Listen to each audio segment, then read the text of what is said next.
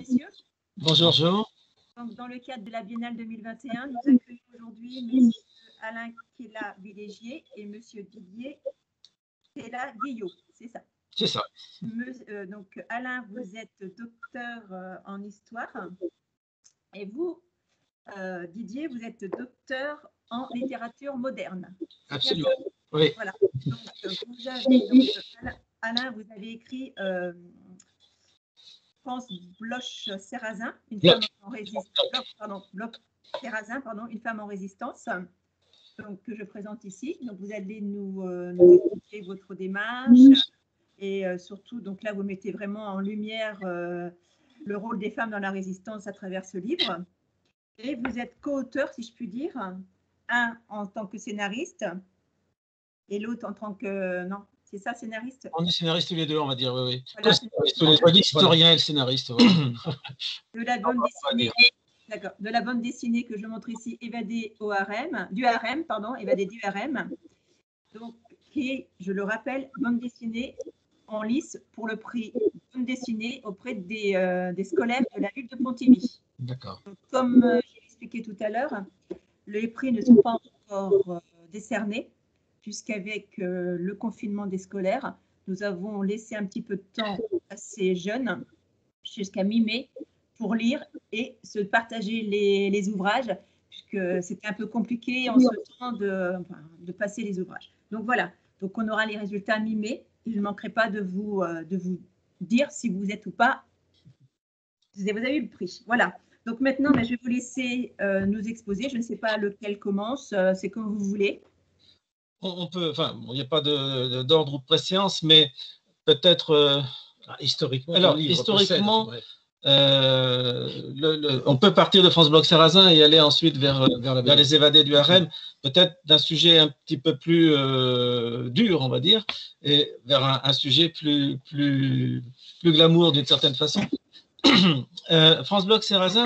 Alors, moi j'ai une formation, bien sûr, d'historien, et donc, d'ailleurs, dans les deux livres, parce qu'entre les deux, j'ai fait un ouvrage, justement, qui s'appelait Évadé du harem, mais qui est un livre d'histoire, justement, et qui a été la base de la bande dessinée dont on va parler après, et qui était paru chez Actes Sud. En tant qu'historien, j'avais travaillé beaucoup sur des hommes, en fait, sur des biographies d'hommes. J'ai pas mal écrit de biographies et je travaille beaucoup sur les récits de voyage, sur l'exotisme. Et donc, j'ai beaucoup travaillé, par exemple, sur Pierre Loti.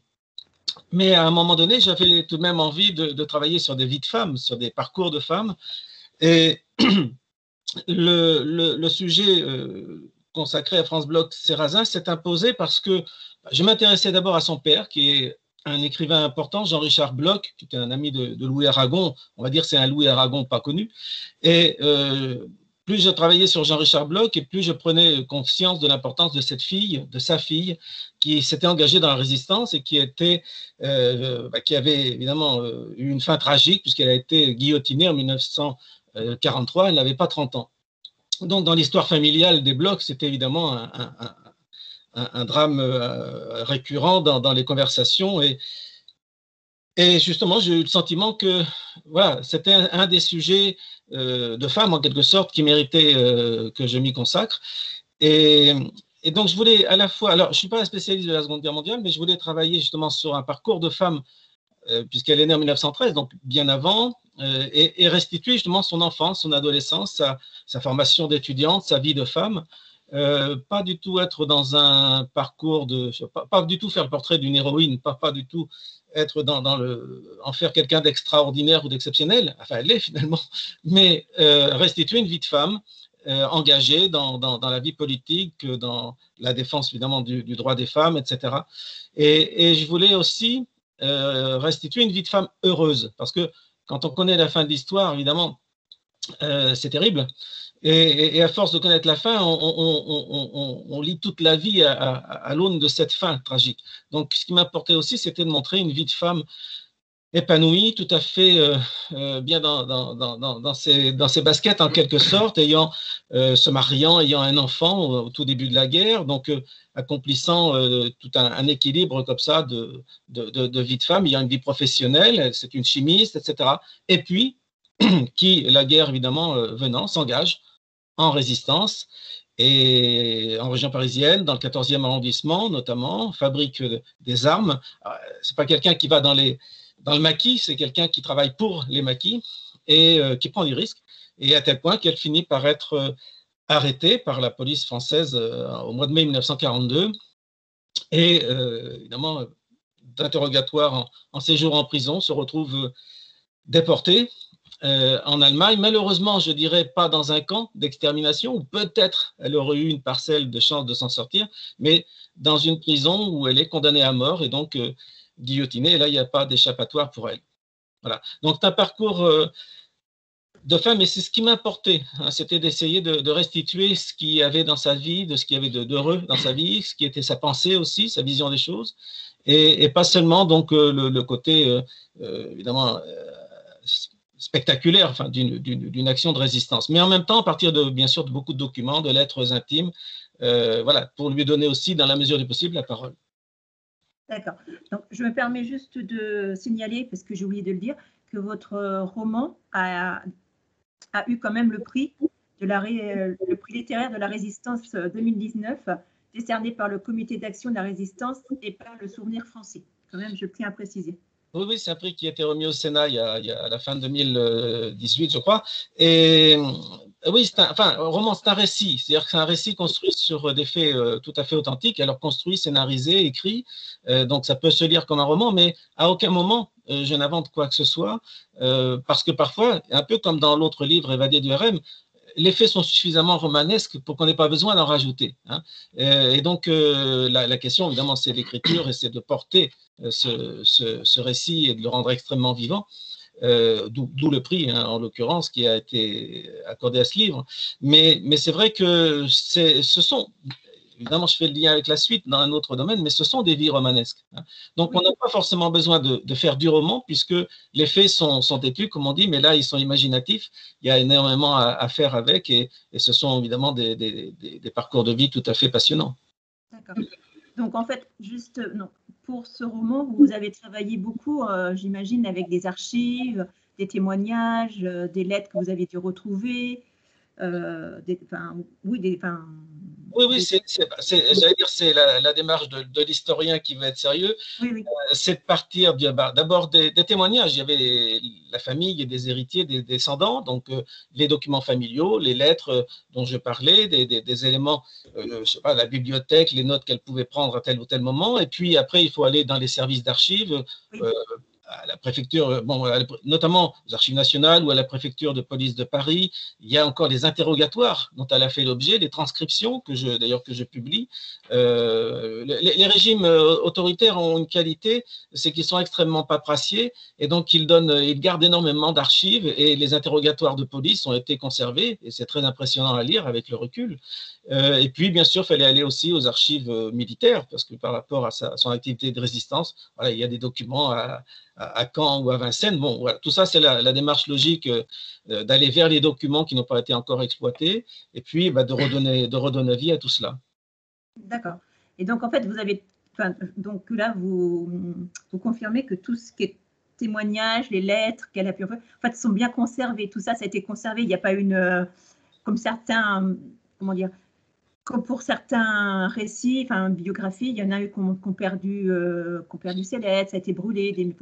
Donc là, vous avez pu vraiment retracer sa vie via les archives. Donc là, vraiment, ce que je veux en venir, c'est juste pour dire que vraiment les archives aident beaucoup, vous a aidé tous les deux dans la construction, dans le récit à l'histoire, quoi. Les archives sont très importantes. Alors, les archives sont essentielles. Les archives familiales, c'est évidemment ça toujours plus compliqué, mais dans ce cas précis, les descendants avaient... On imagine bien qu'une jeune femme qui est morte à 30 ans est exécutée, sa famille, ses descendants, son fils unique, qui avait à peine 2 ans quand elle est morte, ont eu un souci évidemment majeur de garder la moindre trace d'elle. Donc, évidemment, là, il y avait une documentation très sérieuse, très, très précise que j'ai pu utiliser. Et puis, effectivement, heureusement, en France, on a des services, que ce soit la Bibliothèque nationale, les Archives nationales, d'autres services d'archives militaires qui ont des inventaires très précis, qui font un très bon travail, et bien sûr qu'on peut consulter. Et le fils a témoigné lorsque vous avez…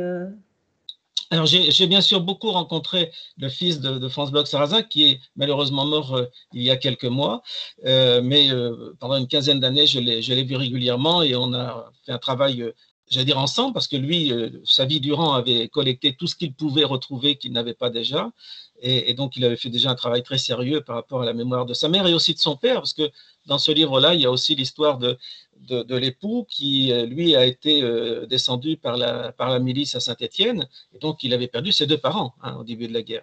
Donc on comprend le travail qu'il avait, lui, de mémoire. Alors la mémoire, c'est affectif, c'est plus l'émotion. L'historien, il ne travaille pas dans la mémoire, il travaille justement sur l'histoire, sur les faits, sur la connaissance. Alors là, il faut parfois jouer, justement, et faire attention à être dans la démarche de l'histoire et non pas dans celle de la mémoire. La mémoire, c'est par exemple au lecteur de se l'approprier. D'accord. Bien, mais je vous remercie. Donc, on va passer au deuxième ouvrage que vous avez coécrit. Donc, je rappelle, Évadé du harem, donc qui est une bande dessinée, donc qui est un tiré entre guillemets, enfin, je sais pas comment dire, de votre roman. En fait, vous avez traduit votre roman en bande dessinée. Il faut le dire comme ça. Voilà. On va dire V7, voilà. Au départ, il y a effectivement le travail d'historien, encore une fois, d'Alain sur ces évadés du harem, qui sont des femmes qui ont bien existé. Tout ce qui est raconté, d'ailleurs, a bien existé. Oui. Et à partir de son livre, qui était déjà une grosse somme d'informations et de parcours et de destin, etc., on a essayé d'en faire un récit beaucoup plus d'aventure, c'est-à-dire de résumer un petit peu, oui, c'est un résumé quand même, parce qu'il y a énormément de choses qu'on n'a pas pu raconter en bande dessinée, et puis de donner un rythme, de favoriser ce qui est du domaine de l'image, ce qui est du domaine voilà, du décor. On est dans un récit qui doit constamment prendre en compte ce qui va être montré, et par conséquent, la partie visuelle est essentielle autant que ce que pensent les personnages au fil de leur destin, enfin de leur délivrance en même temps. C'est un peu un road movie. Oui, c'est un road movie. Aujourd'hui, on le dit, oui, puisqu'elle quitte quand même Istanbul et puis qu'à partir de là, il y a un très long parcours. Il y a un road trip. Oui, tout à fait. On va dire ça comme ça. Il faut peut-être dire justement, Didier, lui, est un scénariste de bande dessinée, on va dire professionnel, et ton intérêt pour les femmes en arrivant avant celui-ci d'ailleurs. Oui, alors on peut faire la parenthèse peut-être voilà. sur Facteur pour femmes, je ne sais plus si, voilà, vous avez… En fait, on avait parlé. Pour ça, voilà. Et ça se passe sur l'île de Sein, rappelons, ça se passe sur l'île de Sein. L'île est indéterminée, mais ça se passe en Bretagne. Dans mon esprit, c'est plutôt Ouat, etc. Mais avec le… On a fait j'ai écrit 2 tomes de Facteur pour femmes. Le tome est sorti là, donc début mars, avec un changement de dessinateur. Et surtout, dans ce deuxième tome, j'ai repensé au sous-titre de parcours des femmes en résistance. Ce deuxième tome est justement sur ce thème. Ce sont des femmes en résistance, pas par rapport à la Seconde Guerre mondiale, mais par rapport à leur destin de femmes, au féminisme. C'est une résistance féminine ou des résistances féminines, puisque tous les personnages sont essentiellement féminins dans le deuxième tome, et que ce sont des femmes qui, effectivement, aussitôt la Première Guerre mondiale, dans la mesure où, quand les hommes rentrent, pour ceux qui sont survivants, rentrent des tranchées, du front, etc., on veut renvoyer les femmes là où elles étaient avant, à leur fourneau, on va dire, et alors qu'elles ont pris précisément, elles ont finalement, oui, elles se sont habituées à une certaine autonomie, à gérer leur ferme, à gérer énormément de choses, à travailler, pourquoi pas, dans les entreprises aussi de munitions, des choses comme ça. Et donc, aussitôt la Première Guerre mondiale, il y a ce besoin pour les femmes de conserver, en tout cas pour un certain nombre d'entre elles, quand elles le peuvent et quand elles en ont le courage, la persévérance, de conserver ce qu'elles ont acquis comme liberté, on va dire. Donc, dans ce deuxième tome, dans Facteur pour femmes, le tome 2, l'idée, c'est effectivement que deviennent ces femmes, comment font-elles pour résister à ce retour des hommes, résister surtout à l'exigence des hommes de retrouver leur place. Et donc, c'est effectivement des parcours de résistance aussi. Alors ça, je ne sais pas chez le même éditeur. Non, là, c'est chez Grand Angle, le tome 2, Facteur pour femmes, avec Manu Cassier au dessin. Voilà. Et voilà. Les évadés du harem sont aussi, on va dire, des résistantes, parce que c'est aussi le trait commun. Les résistances, elles s'opposent au mariage forcé, Absolument. Oui, enfin, alors, il y a 2 aspects. Il y a le travail graphique et le travail de scénario qui est vraiment le fait de Didier et puis du dessinateur. Mais l'idée, effectivement, c'est de montrer…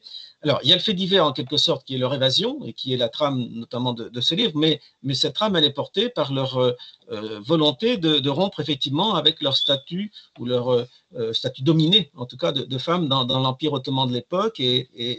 Alors, pas forcément contre l'islam, mais contre une vision traditionnaliste de l'islam. Et de la femme.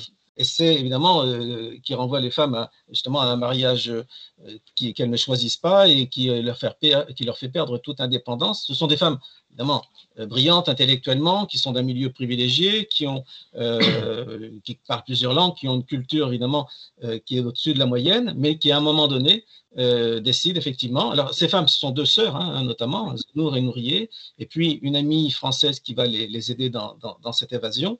Et donc, ces deux jeunes femmes turques eh bien, décident effectivement un jour de quitter Istanbul, de prendre le train et de partir en Europe. Et elles ont une vision, entre guillemets, pro-européenne, c'est-à-dire qu'effectivement, elles ont un attachement à la culture, à la littérature, aux arts, etc., européens et français en particulier. Et donc, quelque part, elles veulent effectivement rejoindre ce monde culturel-là avec ses libertés, ce qu'elles pensent de ce qu'est la vie des femmes, par exemple en France ou dans le nord de l'Italie quand ils y arrivent, etc. Mais l'objectif, c'est effectivement tout de suite Paris, quasiment. Hein.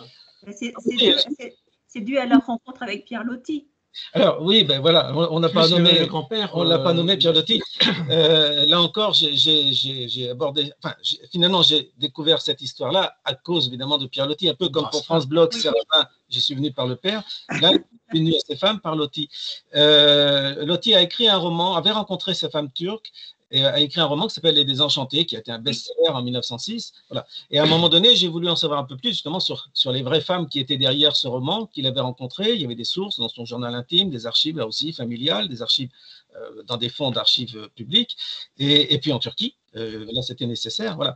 Et donc, d'où l'écriture de ce livre qui est vu du point de vue de ces femmes, leurs conditions lorsqu'elles sont à Istanbul et qu'elles rencontrent Loti, et ensuite leur évasion. Et c'est cette partie-là, évidemment, qu'on a transposée avec Didier sous la forme du roman, enfin, bande dessinée ou roman graphique, comme on dit maintenant, grâce au dessin aussi de Sarah Colaon, qui sont un noir et blanc qui est très expressif et efficace.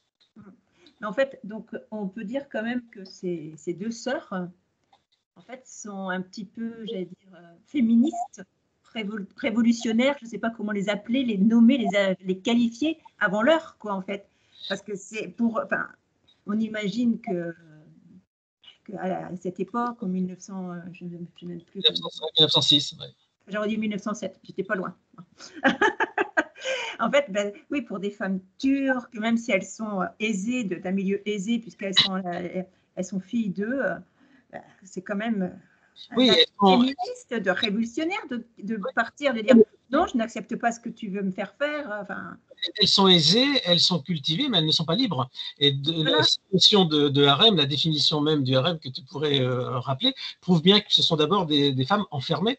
Elles ont beau avoir toutes les libertés culturelles, intellectuelles dans la tête. La vraie liberté, c'est de pouvoir se déplacer, et ça, elles ne l'ont pas. Oui, alors j'irais plus révoltées que révolutionnaires, parce qu'en même temps, elles ne veulent pas forcément bouleverser le système social. Elles ont une origine aristocratique et justement, elles vont découvrir, arriver par exemple à Paris, que la vie quotidienne, quand on doit la gagner, c'est pas si facile que ça. Donc, elles ont une posture évidemment de femmes qui sont privilégiées socialement, mais privilégiées évidemment intellectuellement. Oui, l'une d'entre elles, quand elle découvre à Londres, les femmes ouvrières qui sont justement pauvres et ouvrières, c'est quelque chose qui les choque. Elles sont très loin de elles se disent que celles qui ont le moins de liberté, elles ont à un moment donné le sentiment que ce sont justement peut-être les femmes qu'on croyait libres en Europe et qui finalement sont soumises à la contrainte du travail, à des conditions de vie tout à fait terribles, et que la liberté n'est pas toujours là où on la croyait.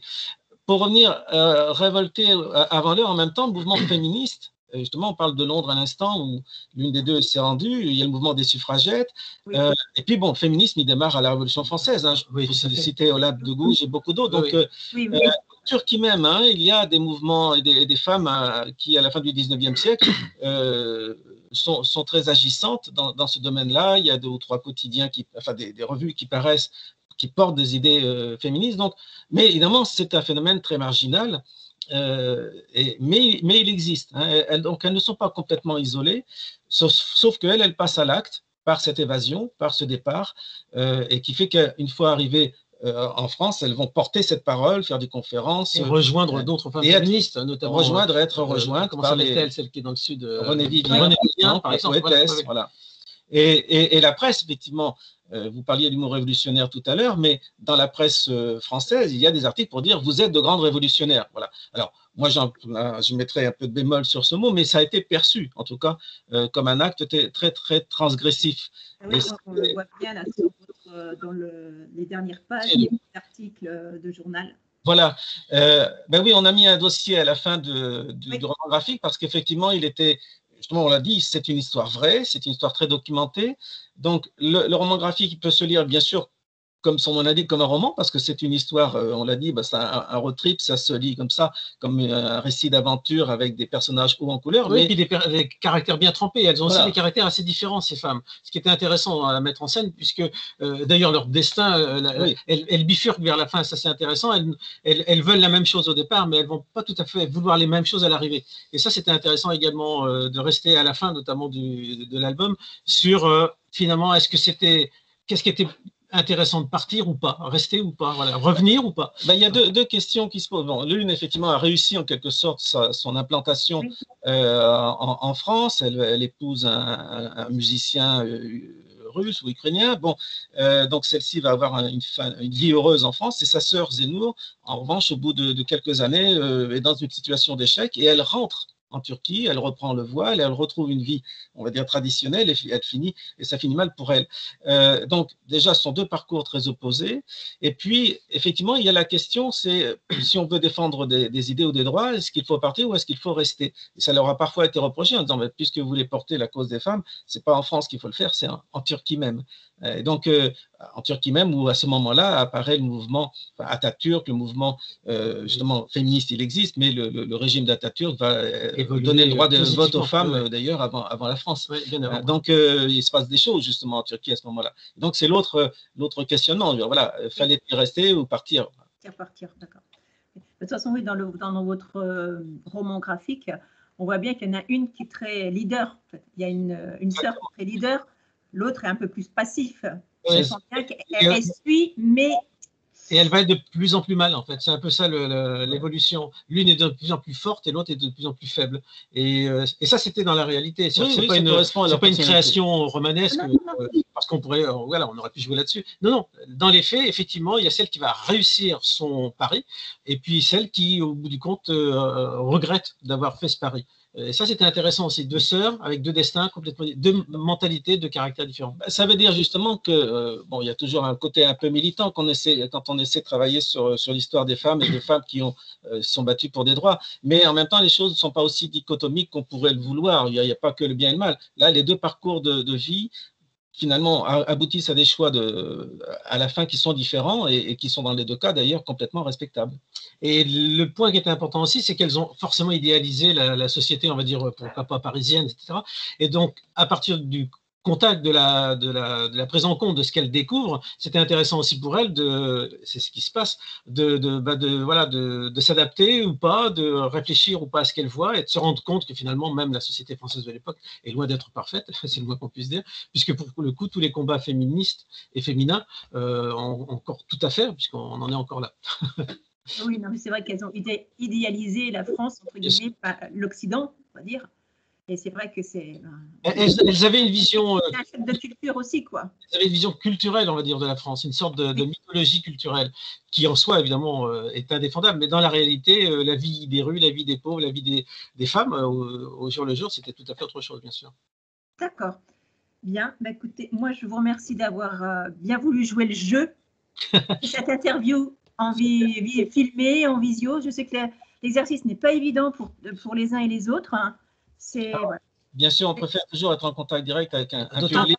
On n'a pas l'occasion de découvrir mais bon, on ne sait jamais. Peut-être qu'on va se retrouver. Donc moi, je rappelle quand même les deux ouvrages. France Bloch Sarrazin. Aux éditions des femmes, il faut le dire. Édition des femmes. Des femmes d'Antoine Foulque. Aussi, ça s'inscrit chez un éditeur qui a un parcours militant. Ouais. Tout à fait, tout à fait. Mais d'ailleurs, en fait, la maison d'édition Antoine Foulque aurait dû avoir une conférence, mais manque de peau, ils ont tous, beaucoup d'entre elles ont attrapé le Covid et ils ne savent pas comment ça va se... Voilà. Et petit détail que j'aurais rajouté sur l'album, c'est que l'éditrice qui avait accepté le projet, c'était donc une femme, a également trouvé pour nous une dessinatrice. Nous, on était ravis que ce ne soit pas un dessinateur pour un sujet aussi féminin. Voilà. Et Sarah Colleone qui a accepté ce projet, qui l'a vraiment adapté à sa façon, je dirais, parce qu'elle a beaucoup travaillé sur une représentation très picturale, enfin très expressionniste. Elle a fait quelque chose de très personnel. C'est aussi un joli livre féminin, donc ça, c'est intéressant. Et elle est italienne, oui, tout à fait. Et l'ouvrage sera traduit dans l'été, là, en italien. Eh bien, écoutez, je vous remercie beaucoup de vous avoir prêté au jeu. C'est nous qui vous remercions. Et je vous souhaite bon courage. Portez-vous bien. Oui, on peut en sortir. Et puis, à bientôt. Au revoir. Bien, au revoir, merci beaucoup. Au revoir. Au revoir. Au revoir.